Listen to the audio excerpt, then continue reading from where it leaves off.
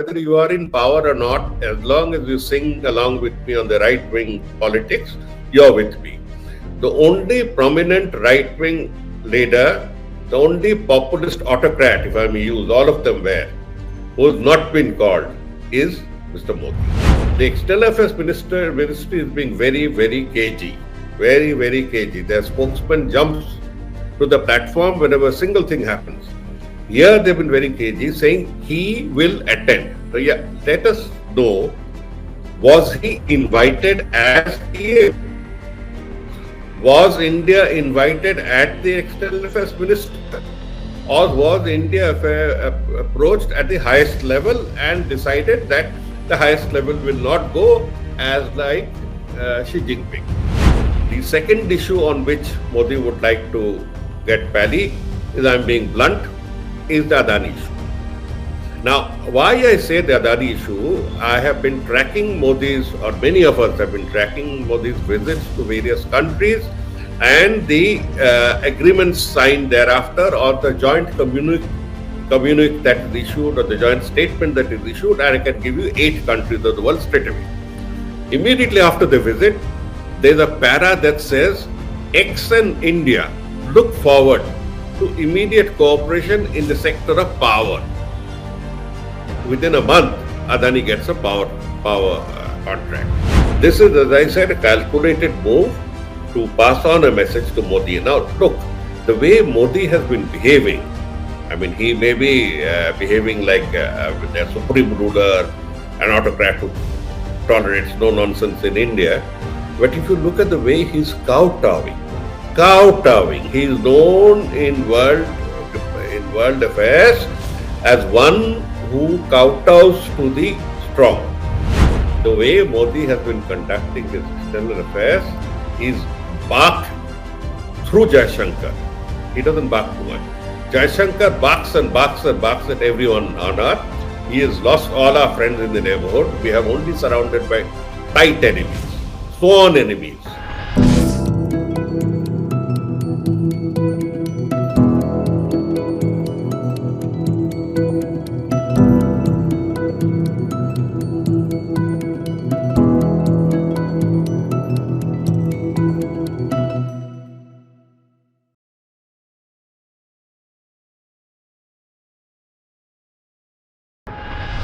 Hello and a warm welcome to HW News Network, your one-stop show, truth be told, for some engaging and thought-provoking conversation.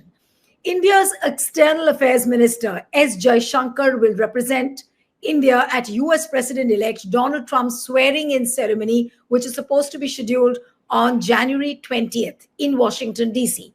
Now, this significant event marks Trump's return to office as the 47th President of the United States of America. But there are lots of questions as to why this invite was not directly sent to Modi. Many people read it as a humiliation. Many feel that there are certain signals which are being given by President-elect Donald Trump. And if you look at the tweet which Subramaniam Swamy has written, and I would like to bring your attention to that tweet, which is quite revealing in a way what he has written. And if you can see it on your screen, I'll just read it out for you. I learned from knowledgeable Indians in US, External Affairs Minister sadly is only invited to attend the inauguration after intense lobbying and begging. He's not invited to the other functions post-oath, and why should India degrade itself to bluff our media? Now, this is quite a revealing tweet, but it leads to many, many questions as to where does it leave Modi, where does it leave India and US relationship, and what are the tough signals which America is trying to give. Joining me now is former Rajya Sabha MP, author, columnist, Mr. Jawhar Sircar joins us this evening. Thank you, sir, so much for joining on HW News. And my first question to you, that Modi is not going, but instead of him, it's S Jaishankar who is going to attend the swearing in. Many people say that, okay, Modi is not going, he's delegated the job to his External Affairs Minister, or would you see it as some kind of a humiliation for Modi? It's positively a humiliation, a signal to Modi.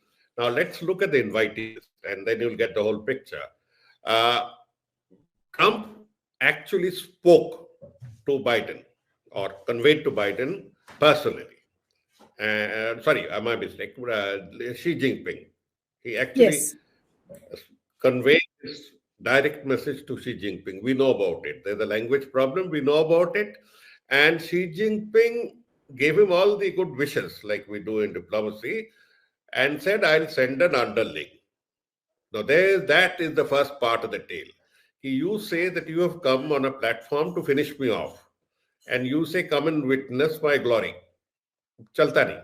So he said he'll send an underling, and that too he has kept the level, whether it's going to be 4, 5, 7, 11, hanging, just the way Trump behaves.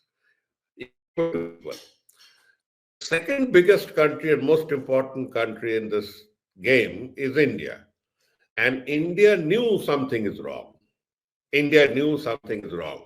So India sent Jaishankar home. I call it home because Jaishankar's wife stays there, Jaishankar's son stays there. And wherever the wife and son stay is called home. So he was home, not on tour to New Delhi. He was home, and for a long time. If you remember, he's been there from the end of December. He's been camping there. And everyone knows that he's not going to waste his valuable time. After all, the Foreign Affairs, External Affairs Minister, time is very valuable to camp there for so long. And the camping was very simply this, to wangle a card, invitation card for Modi, which meant that the administration knew that Modi was not on the list. Now, for a minute, let's look at the list. The interesting part of the list.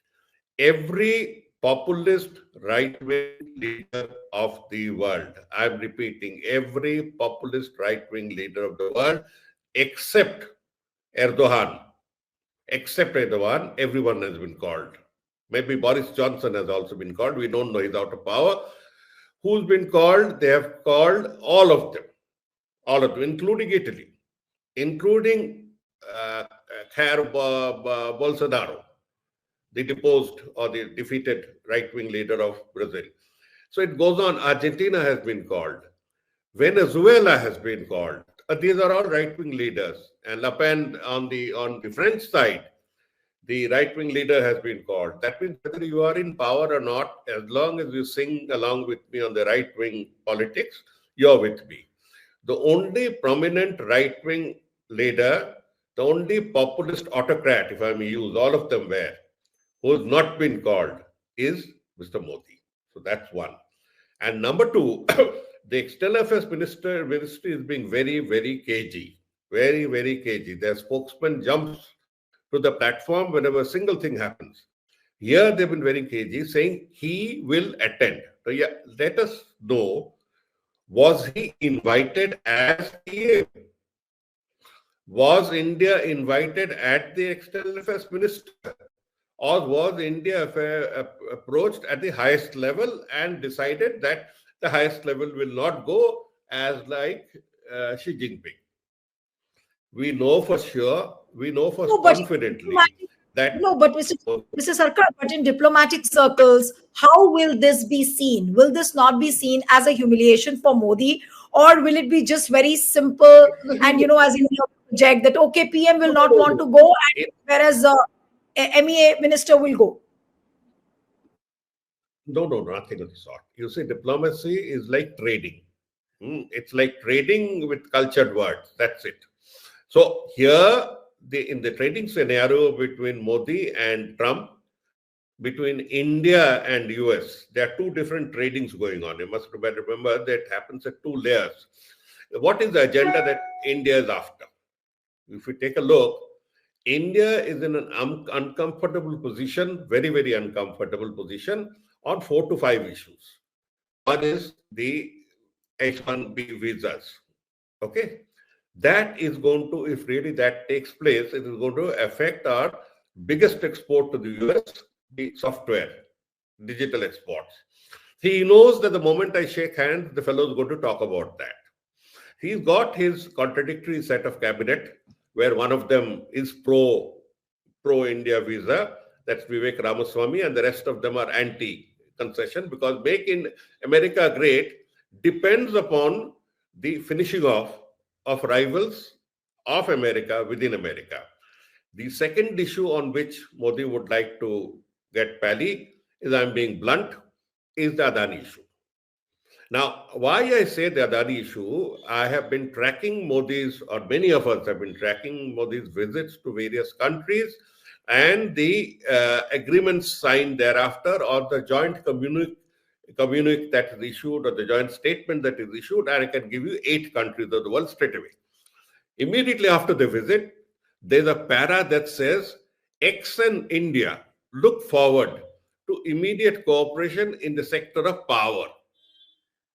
Within a month, Adani gets a power contract. So that's the way it's been happening. So it's quite open, and there's nothing hiding about it. So the second issue on which he would like to plead is Adani. And the third and the most dangerous issue is the deterioration of relations on the assassination attempt, on the Pannum issue. The Pannum issue is an issue on which Biden has been unnaturally soft. The Five Eyes and America, had Trump been there, he would have finished India off on that. Because it's a make India great, make America great depends on Americans being protected on American soil. Any violation thereof, including severe violation, would be taken amiss. So these are the 3 major issues. Of course, then there are trade issues and defense purchase issues. Defense purchase issues is one-sided practically. So that's, I would put it as a chocolate pudding that they keep offering whenever they get angry. He said, no, you don't take one more chocolate pudding. I will give you few more $billion. So that's the way it is. This is a complete affront कि यार ये 5 issue जो आप raise करेंगे, I know what you're going to talk about. I know what you're going to talk about, and I am not going to talk to you about this. That's as simple as that. But then this is not the end of the story, because our relations are very deep. So this is an ephemeral, let us say, point. No, but you were saying that, no, but when you say that India and US ties they go deeper, and it's not like just for 1 or 2 years, they've been like, way back, like for decades, we've seen India and US together. But the way Modi has been boasting about his friendship with Donald Trump, in fact, he was the 3rd global leader in the world to have called up Donald Trump and congratulate him when he won the elections recently. And so many times, even as Jaishankar has spoken about the proximity between Modi and Trump, that is it not a humiliation? Why? And and these questions are bound to take place as to why Modi was not called up personally by Trump, why Modi was not considered so deserving to go and attend the oath-taking ceremony. Are these questions baseless and unsound? Do they sound? They are completely, see, nothing in foreign affairs is out of your mind. I have been associated with it on cultural diplomacy for 4 years, working hand in hand with them, and I've seen how political diplomacy takes place. Then nothing is absent-minded. Nothing is absent. Not even the dropping for handkerchief is absent-minded. Or the scratching of your elbow, everything is calculated. It's bizarre the way everything is calculated. Who goes first, who goes second, who's on the left. This is, as I said, a calculated move to pass on a message to Modi. Now, look, the way Modi has been behaving, I mean, he may be behaving like a supreme ruler, an autocrat who tolerates no nonsense in India. But if you look at the way he's kowtowing, he is known in world affairs as one who kowtows to the strong. The way he butted up to Xi Jinping for 7 years, only to be slapped hard and tight. He took him on his swing, he took him on his morning walk, he took him there, he almost kissed him. Nothing happened. When Xi Jinping required to teach India a lesson, he gave a very hard lesson. All those 22 shaheeds are no more remembered, because after 3 years, 4 years of I don't talk to you, now we are talking on their terms. We are talking on their terms because we require some 700 or 800 billion more of imports, without which our pharmaceutical industry, our solar industry, many of the industries are going to get affected. So we have kowtowed to them. We have let them occupy Indian territory. We have forgotten the 22 or 24 people who died. So that's the way. If Xi Jinping could get his way that way, Mr. Modi has been kowtowing, or let me put it, buttering up to Trump as no one ever has. He took him around on his stadium, packed with supporters, bought or brought. Remember when the Delhi riots were instigated and started? When COVID problem was surfacing, he was not bothered. He was more bothered on showing the world that he knows Donald, or Dolan. He calls him Dolan, Dolan Trump. He knows Dolan Trump. गोरा के साथ घुमा के दिखा दिया पूरा stadium and everybody clapping. So, hoping that like Roman emperors, he'd be impressing. He did the same with him in Houston. Remember in Houston, when they went around saying "Is bar Trump ki bar," and Trump also did a jig dance and all that. That's all show. The way Modi has been conducting his external affairs is bark through Jaishankar. He doesn't bark too much. Jaishankar barks and barks and barks at everyone on earth. He has lost all our friends in the neighborhood. We have only surrounded by tight enemies, sworn enemies, sworn enemies. Right. All of them are sworn enemies. So that biting is for neighbors, for the little ones, and bowing is for the big powers. So everybody knows it. He goes Mr. out of his Sircar, way. yeah, but many international experts feel that, during Biden's regime, Modi did not try and establish connections with Trump, and Trump apparently is miffed over it. And as you said, that he's kowtowed over Trump before, but during Biden's regime, he's given expensive gifts to Biden's wife, the first lady, and all of those stories had come out. So what has Trump disliked about Prime Minister Modi? Why couldn't Trump call up Prime Minister Modi and say that you've got to be present at the swearing in? What has stopped Trump basically? Trump is a completely transactional person. You must remember, Trump has no heart. God forgot to put a heart in him. They put a pocket calculator there. So he has no emotions with anyone. Whatever you see is calculated and done. Whether he's put off because of the Biden era treatment and all that, everybody knew that the Biden era was bad for Modi. He was sent on a morning walk with Kamala Harris, who ticked him off left, right, and center of human rights. Every second month, there were human rights violations report. There were distress signals given by Biden. So they didn't hit it off. He had made this mistake, which is extremely important to remember. No diplomat, no foreign head ever gets into another country's politics. That ab ki bar Trump ki sarkar is one of the biggest goof-ups in the history of diplomacy. Nobody imagine if Prince Charles comes and delivers address in Munger. It doesn't work that way. Nobody expects him. He had gone out of his way, built upon, I would say, inane reports of ambassadors and others. And he went ahead, and after that, he's compounding the mistake. If you notice, he's compounding the mistake by staying away from the thing. Staying away from the opposition leader is not a good thing. Everyone who comes to India, every major leader who comes to India, shakes hands with Modi, has a long time, but tries to go and meet Rahul Gandhi.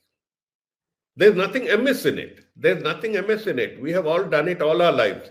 That leader of the opposition, or someone who has been of respect. Now, Modi did not beat him. So whether that bugged him off, we don't know. Point is, in material terms, we stand to lose as we stand. There was overconfidence. अब Trump आ गया ना, तब सब fix कर देंगे. सब हम fix हो गया. हमारे कोतवाल आ गए. It doesn't work that way. This is a sharp rebuke. But remember, having said all that, Trump is watching by the day.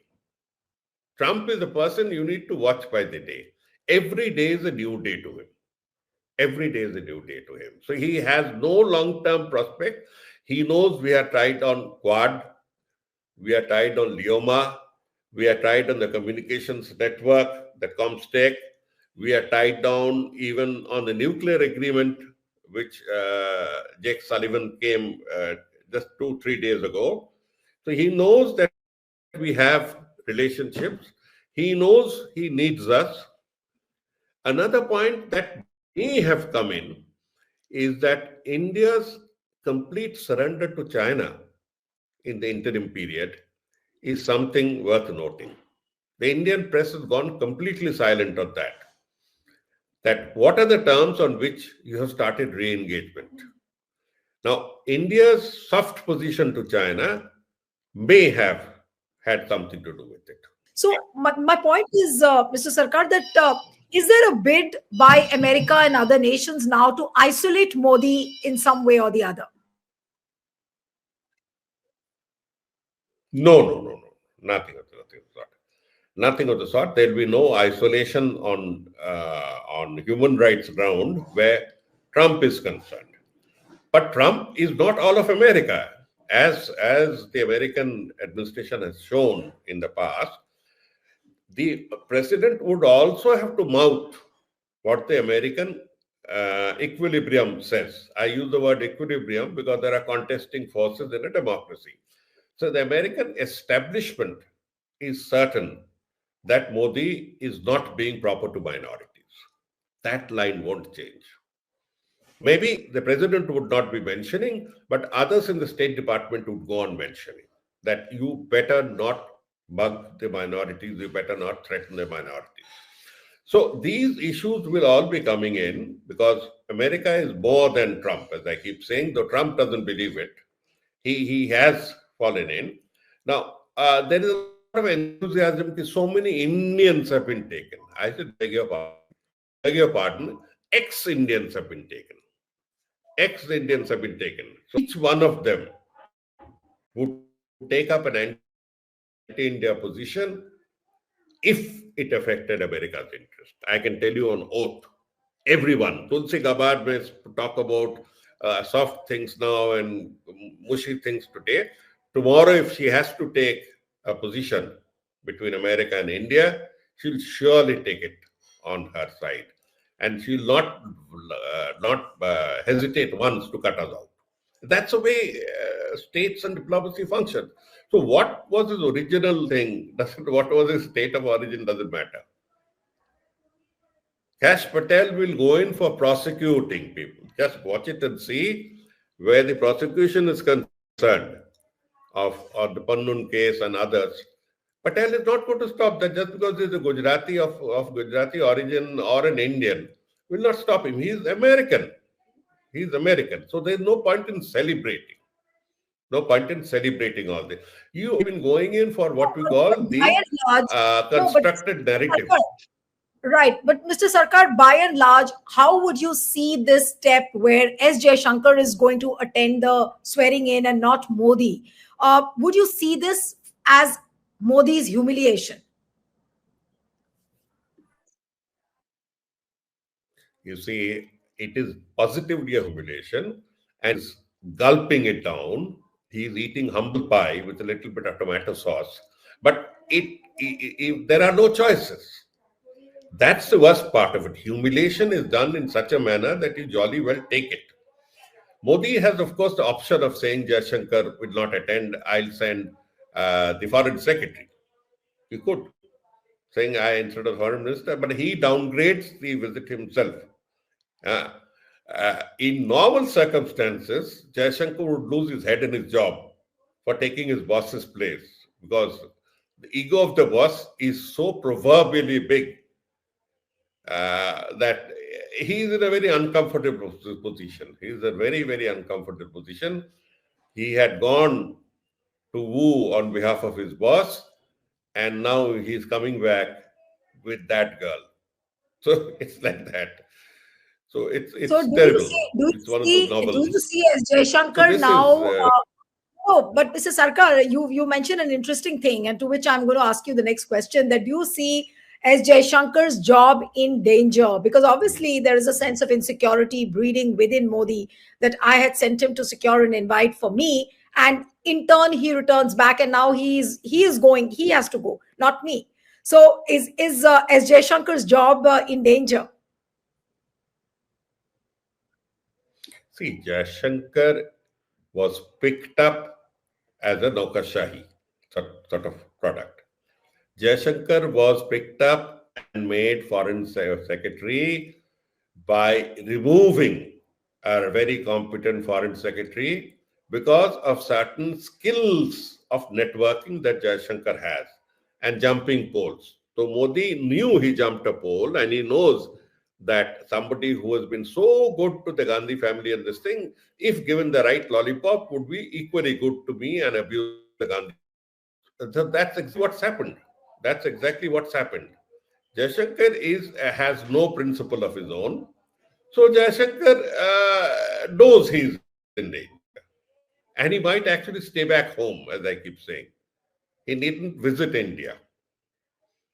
He's in a real danger. Hmm. Right. So, but do you see some very tough days ahead as far as India and America relationship are concerned? Because Donald Trump has been talking about tariffs, trade relations have been uneasy. Uh, so do you see some tough days ahead? In fact, some experts also have pointed out that now America, along with other nations, will try and unseat Modi. They don't have a problem with India, but they will try and unseat Modi in some way or the other. Do you see that as a possibility? That that is wishful thinking. That is wishful thinking. They have their Trump has no animus on that issue, and he knows that Modi will be of greater use. Modi, as I said, subservience to Modi before higher, bigger powers is an established trait by now. So he knows that this guy can bully around the whole neighborhood, which he's doing. But when I call him, he'll be coming yelping. He knows that. So there's no question of removing Modi. Removing Modi. The American establishment has a particular brand, a particular section that believes in whatever you said. That believes that it may be time to remove a man because they are playing around. See, the issues that Modi would be raising is something we expect him to raise. Bangladesh, for instance.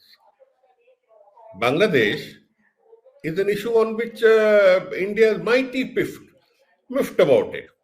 Yeah, how did you outwit me in let us say cutthroat diplomacy? How did you outwit? We were just completely outwitted because we were being inane. Inane is a softer word for stupid. We have been seeing over the last 8 to 10 years, everybody has been hearing of Hasina's detention chambers from which people don't come back, Hall of Mirrors. We are knowing that Hasina was going more and more autocratic. We know very well that Hasina's family was and friends were more, her gang were pumping billions out of Bangladesh. And such a situation, we knew that the people of Bangladesh were looking at India with hostile eyes. So it's a question of whether Yunus comes today or the Yunus comes tomorrow, doesn't matter. Somebody would come. In fact, we are lucky that the hardcore Islamic right has not taken over directly.